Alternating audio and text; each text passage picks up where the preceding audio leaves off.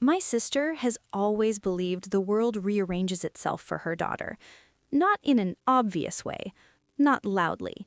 In the quiet, insidious way where every plan bends just a little, every conversation shifts just enough, and somehow, by the end, you're apologizing for inconveniencing her. I learned that lesson years ago. I just never thought she'd say it out loud. It happened on a Tuesday afternoon, the kind that feels harmless until it isn't. I was sitting at the kitchen table, half listening to my kids argue over crayons, while scrolling through my phone, when my sister's name popped up. Call incoming, Lauren. I answered on speaker. "Hey," I said. "Hey," she replied, bright and brisk. "I need to talk to you about Sophie's birthday." I smiled without thinking. Sophie was turning 7, my niece, the center of Lauren's universe. "Of course," I said. "What's up?" "Well," she continued, "I'm finalizing the guest list and schedule, and I just want to be clear about expectations." That word made my stomach tighten. "Okay," I said slowly. "There's a big gymnastics showcase that morning. Coach says Sophie's going to be front and center. It's important, very important." "That's great," I said. "She's been working hard." "Yes," Lauren agreed, "which is why the party timing is strict." I waited. "I'm planning the party from 1 to 4, she said. "No flexibility. The venue is expensive and the entertainment is booked by the minute." I glanced at the clock on the microwave. 1 to 4. My son's soccer game started at 1:30. My daughter's dance recital rehearsal was at noon, ending at 2. My chest tightened slightly. "I might be a little late," I said carefully. "The kids—" "That's what I wanted to address." Her tone shifted, sharper, more controlled. "I don't think it makes sense to prioritize your kids' activities that day." I blinked. "What?" She sighed, like I was being difficult on purpose. "Sophie's birthday happens once a year. Your kids have games and practices all the time." I stared at my phone. "They're not practices. One's a game, one's a recital rehearsal." Sophie laughed lightly. "You know what I mean." No, I didn't. "My kids are invited too. They're excited." "Yes, but let's be realistic. Sophie is the focus. This day is about her." I felt something cold settle in my chest. "I understand that," I said, "but my kids matter too." There was a pause. Then she said it. "Honestly, your kids aren't important enough to disrupt my daughter's birthday." The words didn't rush past me. They landed. Heavy, clear, deliberate. I looked over at my children. My son was on the floor, tongue between his teeth, carefully coloring inside the lines. My daughter was humming softly to herself, braiding a doll's hair with total concentration. They didn't hear it. Thank God. "What did you just say?" I asked. "I'm not trying to be rude," Lauren replied quickly. "I'm just being honest. This is Sophie's moment. I don't want distractions. Late arrivals, kids coming in sweaty or tired. It throws off the energy." The energy. My hands were shaking. "So you're saying," I said slowly, "that my children should miss their commitments because yours takes priority?" "I'm saying," she replied, "that if you can't commit fully, maybe it's better you don't come at all." There it was, the unspoken rule finally spoken. If I couldn't bend completely, I didn't belong. "I'll think about it," I said. "That would be best," she replied, relief slipping into her voice. "I just want this to be perfect for Sophie." We hung up.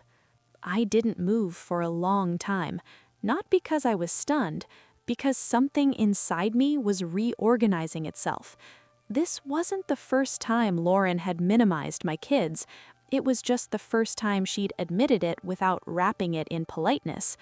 I thought back to holidays where Sophie got extra gifts because she's younger, to dinners where my kids were told to wait while Sophie finished speaking, to birthdays where the cake flavor was always Sophie's favorite, even when it wasn't her party.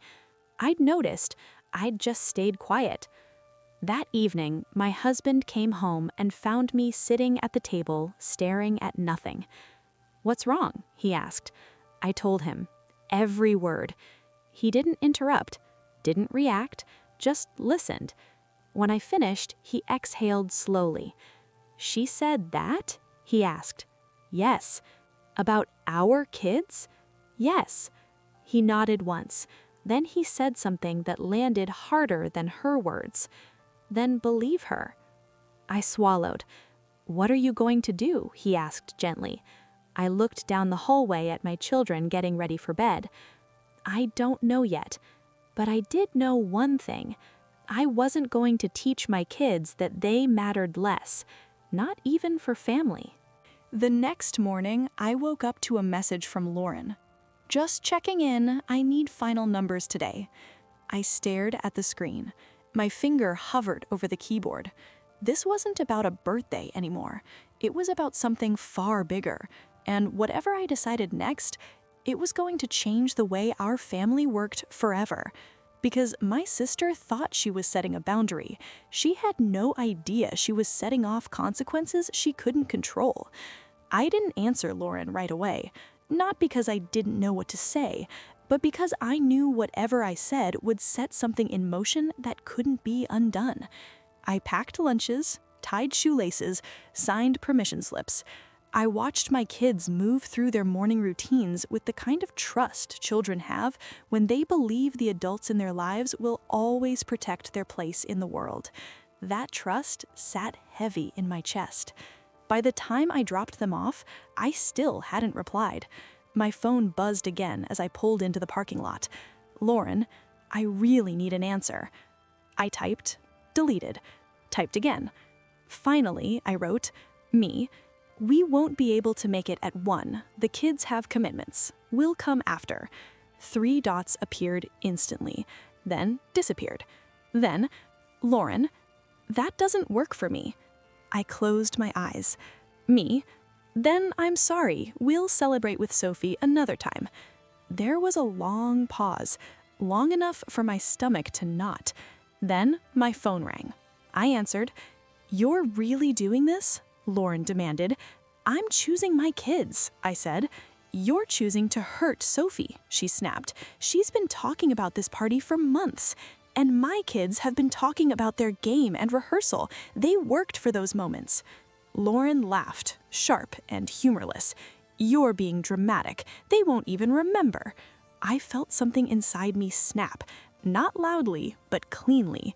They will remember, because I'll remember how I treated them. There was silence on the line. Then she said, coldly, "Fine, but don't expect special treatment later." "Lauren," I said quietly, "we've never had special treatment." She hung up. I stood in the parking lot longer than necessary, my phone still in my hand, heart pounding, not from fear, but from clarity. For the first time, I hadn't explained, I hadn't justified, I hadn't apologized. That afternoon, my mom called. She always did when Lauren was upset. "I heard there's some tension," she said carefully. I sighed. She told me my kids aren't important enough for Sophie's birthday. There was a pause. "She didn't mean it like that," my mom said automatically. I waited. "She's just stressed," my mom continued. "You know how much she puts into these things." "And I know how much my kids put into theirs," I replied. "She's your sister," my mom said softly. "This isn't worth a family rift." I leaned back against the counter. "Why is it always my job to prevent that?" I asked. Another pause. "I just want everyone to be happy," my mom said. "So do I," I replied. "That includes my kids." She didn't argue. She just sounded tired. That night, I told my kids. Not the details, not the words, just the truth. "Aunt Lauren's party is during your game and rehearsal," I said. "So we're going to do your things, and we'll see Sophie another time." My son frowned, but she said we'd be there. "I know," I said, "and we'll still celebrate her, just not that day." My daughter tilted her head. "Did we do something wrong?" My heart broke a little. "No," I said firmly, "you didn't do anything wrong." They accepted it with the easy resilience kids have when they feel protected. That night, after they were asleep, I sat on the couch scrolling through old photos.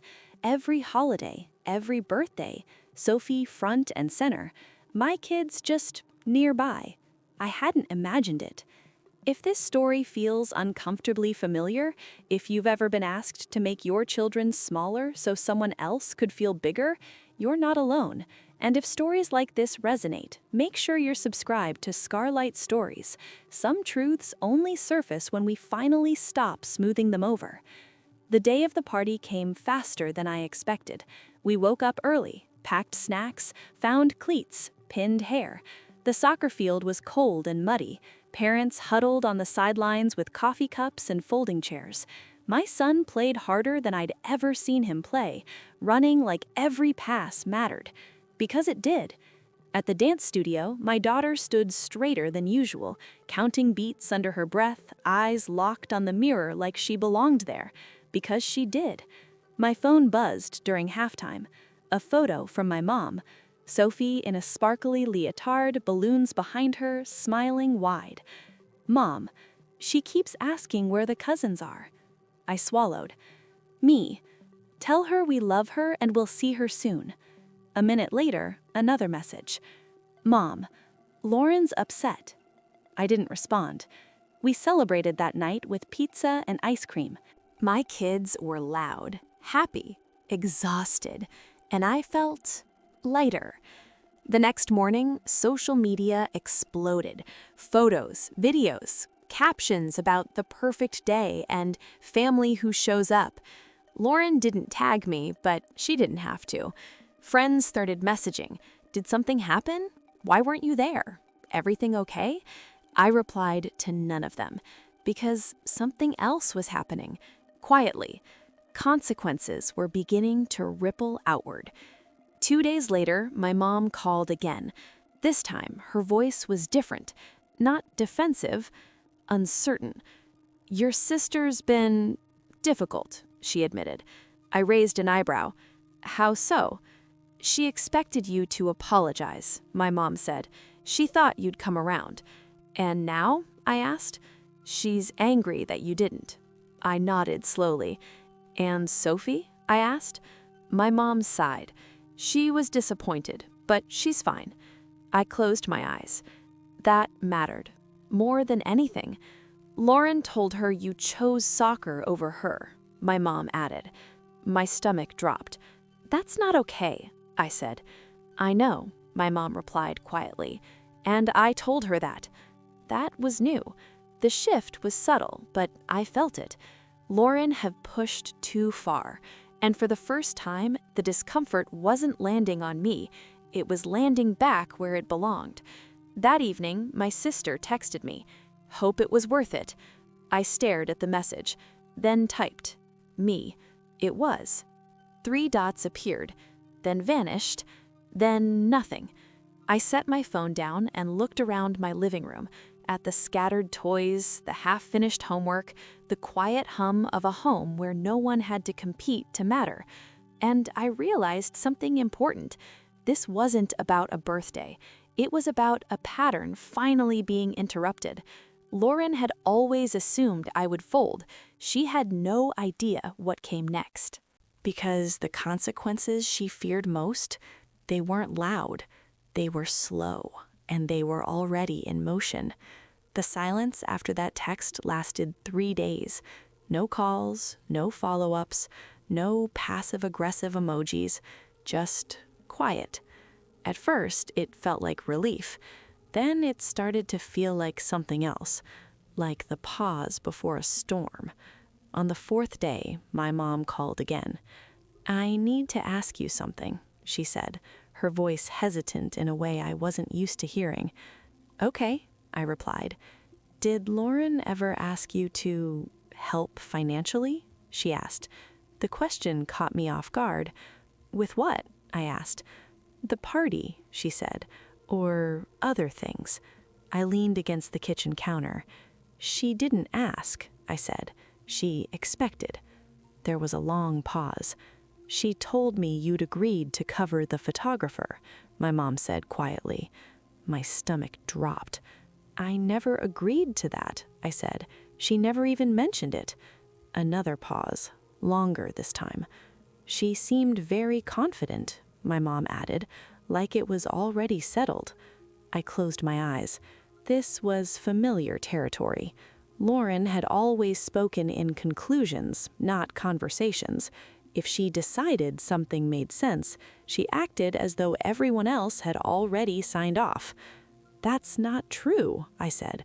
"I didn't offer, and I didn't pay." My mom exhaled slowly. "That explains a lot," she said. "Like what?" I asked. "She's upset because she had to put it on a credit card," my mom admitted. "She assumed you'd reimburse her later." There it was, not just entitlement, expectation. I wasn't invited to discuss it. I was invited to comply. My mom didn't argue. "I'm starting to see that," she said quietly. That night, I told my husband what my mom had said. He shook his head slowly. "She doesn't see you as a sister," he said. "She sees you as a safety net." I sat with that. It hurt because it was true. The next weekend, we ran into Lauren unexpectedly, at the grocery store, of all places. She was in the cereal aisle, Sophie beside her, arguing about sugar content. Lauren spotted me first. Her eyes narrowed, then flicked away like I'd offended her by existing. I didn't approach her. I didn't hide either. I continued shopping. When Sophie noticed me, she lit up. "Auntie," she called, tugging on Lauren's sleeve. Lauren stiffened. "Say hi," my mom's voice echoed in my head. Lauren turned slowly. "Oh," she said flatly. "Hi." "Hi," I replied. Sophie ran over and hugged my legs. "Why didn't you come to my party?" she asked, looking up at me with genuine confusion. Lauren's body went rigid. This was the moment. I knelt down. "You know how you have gymnastics meets sometimes?" I asked gently. She nodded. "And you work really hard for them," I continued. "My kids had something important that day too, so we did those things, and we're going to celebrate you soon, just us." Sophie smiled. "Okay." She hugged me again, then ran back to Lauren. No drama, no resentment, just a child who accepted an honest answer. Lauren's face flushed. "You didn't have to explain it like that," she hissed. "I absolutely did," I replied calmly. She leaned in closer. "You made me look bad." I straightened. "I didn't make you do anything," I said. "I told the truth." Her eyes flashed. "You always do this," she snapped. "You make everything about morality, about principles. Sometimes people just want support." "I've supported you for years," I said quietly. "You just didn't like the one time it wasn't unconditional." She scoffed. "Don't flatter yourself." I smiled slightly. "I'm not," I said. "I'm setting limits." She grabbed Sophie's hand. "Come on," she said sharply. "We're leaving." As they walked away, I noticed something subtle. People were watching. Not staring, observing. Lauren's voice had carried, and for the first time, I didn't rush to smooth things over. I finished my shopping. That evening, my mom called again. "I ran into Carol today," she said. Carol was one of Lauren's closest friends. "Oh," I replied. "She asked if everything was okay between you and Lauren. She said Lauren seemed really stressed lately, financially." I raised an eyebrow. "What did you say?" My mom hesitated. "I told her I wasn't sure," she said, "but that Lauren might need to manage expectations better." I nearly dropped the phone. "You said that?" I asked. "Yes," she replied. I think I've enabled her." That was bigger than any argument I'd ever had with my sister. Lauren had always been protected by the unspoken agreement that no one questioned her version of events. That agreement was cracking. 2 days later, Lauren called me, not to argue, to ask. "I need a favor," she said stiffly. I didn't respond right away. "What kind of favor?" I asked finally. "I need you to watch Sophie next weekend," she said. "Just overnight." I closed my eyes. Normally, I would have said yes before she finished the sentence. Why? I asked. She sighed dramatically. I have a work thing. And? I pressed. And I need help, she snapped. I paused. I can't, I said. What? She said sharply. We already have plans, and honestly, I'm not comfortable pretending everything's fine when it's not. Her silence was sharp. You're punishing Sophie, she said. No, I replied. I'm responding to you. There it was again, the tactic. Deflect to the child. I love Sophie, I said, but I won't keep stepping in while you step over me. She hung up. That night, I cried, not because I regretted my choices, because I was mourning the sister I wished I had, the one who would have said, I'm sorry, the one who would have said, I went too far. But Lauren wasn't there yet. Maybe she never would be. If you're still here, this is the part most people don't talk about, the grief that comes after setting boundaries. And if stories like this feel familiar, make sure you're subscribed to Scarlight Stories. These aren't just stories, they're mirrors. The next day, my mom came over unexpectedly. She sat at my kitchen table, quiet. I think your sister is struggling more than she lets on, she said. I know, I replied. She feels like she's losing control, my mom continued. I nodded. That doesn't mean I hand it back, I said. My mom smiled sadly. You're right, she said, and I should have said that a long time ago.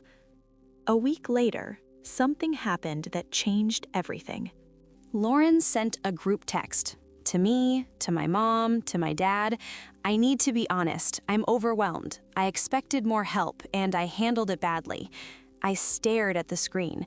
It wasn't an apology, but it was close. My dad replied first, we can talk. My mom followed, thank you for saying that. Lauren waited, then typed again. I shouldn't have said what I said about the kids. That was wrong. My throat tightened. I didn't reply right away. When I finally did, I kept it simple. Thank you for acknowledging that. My kids matter to me. 3 dots appeared. Then, I know. I'm trying to understand that better. It wasn't resolution, but it was movement, and sometimes movement is everything. Still, I knew better to assume this was over, because accountability doesn't happen in one message. It happens in what comes next. The message from Lauren sat with me longer than I expected, not because it fixed anything, but because it cracked something open. I shouldn't have said what I said about the kids. It wasn't poetic, it wasn't emotional, it wasn't even fully accountable, but it was the first time she'd admitted fault without attaching a justification. That mattered.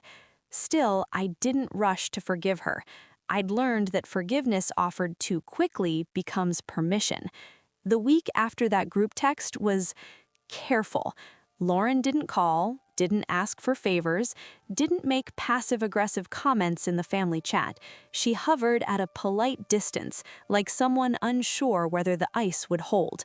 My mom, on the other hand, was suddenly very talkative. She's stressed, she said one afternoon while helping me fold laundry, more than she lets on. I know, I replied.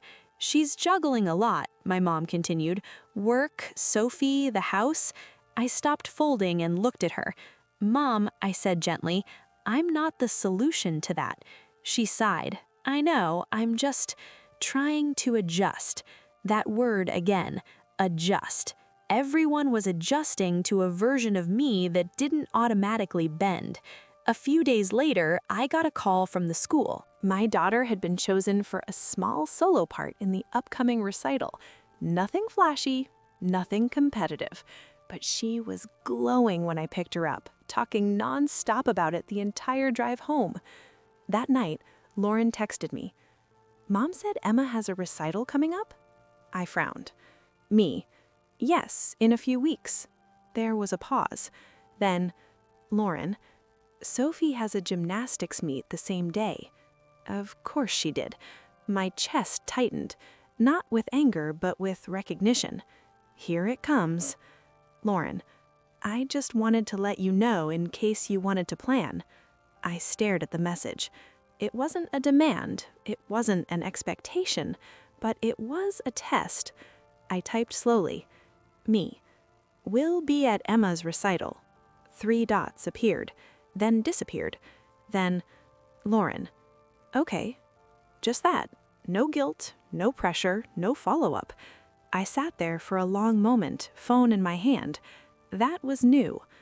When the day of the recital arrived, my daughter stood backstage, clutching my hand, eyes wide with nerves and excitement.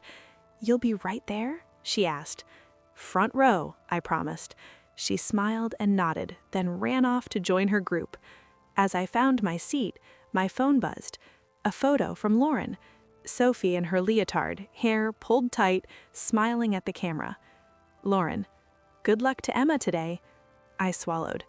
Me, thank you. Good luck to Sophie, too. The recital was beautiful. Not perfect, but real. My daughter danced with everything she had, and when she found me in the audience, her smile lit up the room. That night, Lauren called, not to complain, to talk. I watched Sophie's routine on video, she said slowly. She did great. I'm glad. There was a pause. I realized something today, she said slowly. I've been acting like Sophie's milestones are bigger. I waited. But that doesn't mean yours are smaller, she continued. I think I forgot that. I didn't rush to reassure her. I needed you to say that, I said. I know, she replied quietly. A week later, the consequences she didn't expect finally arrived from someone else. Our aunt, my mom's older sister, called me out of the blue. I hope you don't mind me asking, she said, but is everything okay with Lauren? I hesitated. Why? She's been venting, my aunt replied, about how unsupported she feels, but some of what she's saying doesn't line up. My heart sank. What do you mean? She said you refuse to help her at all now, my aunt continued, that you're pulling away from the family. I closed my eyes. There it was. Old habits die hard. I haven't pulled away, I said carefully. I've just stopped rearranging my kids' lives around hers. My aunt hummed thoughtfully. That makes sense, she said. I wish she'd told it like that. Did you say anything to her? I asked. Yes, she replied. I told her maybe she's been asking for more than she realized. I let out a slow breath. Thank you, I said. I also told her, my aunt added, that saying someone's kids aren't important enough is not something you come back from easily. My throat tightened. I know, I whispered. Later that night, Lauren texted me again. Lauren, did Aunt Carol talk to you? I didn't lie. Me, yes. There was a long pause. Then, she was hard on me. I chose my words carefully. Me, sometimes that's how we learn. Another pause. Then, I didn't realize how many people noticed. I stared at that sentence because there it was, the real consequence, not punishment, not exclusion, visibility. For years, Lauren's behavior had been cushioned by my silence, by my willingness to absorb the discomfort so no one else had to. Now that silence was gone, and people were noticing. I feel exposed, Lauren texted. I typed back. That's what accountability feels like at first. She didn't reply right away. When she did, it was hours later. Lauren, I don't want to be that person. I believed her, but belief didn't mean erasing the past. It meant watching the future. That weekend, we met at my parents' house for dinner. First time since everything happened. The air was cautious, but not hostile. Lauren arrived without fanfare. No grand gestures, no forced cheer. At one point, Sophie interrupted Emma while she was talking. Lauren gently put a hand on her shoulder. "Let her finish," she said. I noticed. My mom noticed too. Later, while we were clearing dishes, Lauren stood beside me at the sink. "I'm trying," she said quietly. "I see that," I replied. She nodded. "I don't expect things to go back to how they were." "They won't," I said honestly, "but that doesn't mean they can't be better." She smiled faintly. That night, as we drove home, my husband reached for my hand. "You okay?" he asked. "Yes," I said, and I meant it. Not because everything was resolved, but because the balance had shifted. My kids were no longer optional. Their lives were no longer negotiable. And the people around us were finally learning that loving us meant respecting that. Still, I knew one thing. This wasn't the end, because growth is tested when the next conflict comes. Change doesn't announce itself. It doesn't arrive with speeches or grand apologies or neatly tied bows. Most of the time, it shows up quietly, in moments so small you almost miss them, until you look back and realize they added up to something irreversible. That's how it happened with Lauren. Not all at once, not dramatically, but steadily. The first real test came a month later, another birthday. Not Sophie's, mine. For as long as I could remember, my birthday had been flexible, moved, combined, downplayed. If it landed too close to Sophie's schedule, we celebrated later. If it conflicted with something Lauren planned, it quietly disappeared into the background. This year, my mom asked a question she'd never asked before. "What do you want to do?" I blinked. "Dinner? At our place? Low-key." She smiled. "I'll tell everyone, including Lauren." The old me would have braced for excuses, for a request to move it, for a subtle reminder that Sophie had a class or a friend's party, or that it was just a busy time. None of that came. Instead, Lauren texted, "We'll be there. Sophie's excited to celebrate you." I stared at the message longer than necessary. "We'll be there." Not, "if nothing comes up," not, "we'll try." There. The night of the dinner, Lauren arrived on time. On time. She brought a cake, not one Sophie picked, one I liked. Chocolate, no sprinkles, simple. When Sophie tried to blow out the candles, Lauren gently stopped her. "Tonight's not about you," she said calmly. "It's Auntie's turn." Sophie nodded and stepped back. I felt something loosen in my chest. Later, as the kids played in the living room, Lauren and I stood on the porch alone. "I know I don't get to erase what I said," she said quietly. "I think about it more than you know. I don't need you to erase it. I need you not to repeat it." She nodded. "I won't." And for the first time, I believed her. Not because of her words, but because of her behavior. Still, consequences don't vanish just because someone improves. They linger. They reshape things. The biggest consequence came 3 months later, and it didn't come from me. It came from Sophie. We were all at my parents' house again, sitting around the table after dinner. The kids were drawing quietly, when Sophie looked up suddenly. "Mom?" she asked. "Yes, sweetie," Lauren replied. "Why did you say Auntie's kids weren't important?" The room went still. Lauren froze. My mom inhaled sharply. My dad stared at his plate. I felt my heart pound, not with panic, but with something else. This was Sophie's question, not mine. Lauren didn't deflect, didn't laugh it off, didn't scold her. She set her fork down and turned fully toward her daughter. "I said something wrong," she said calmly. "Something that hurt people." "Why?" Sophie asked, genuinely curious. Lauren swallowed. "Because I was thinking only about myself," she admitted, "and that wasn't fair." Sophie frowned.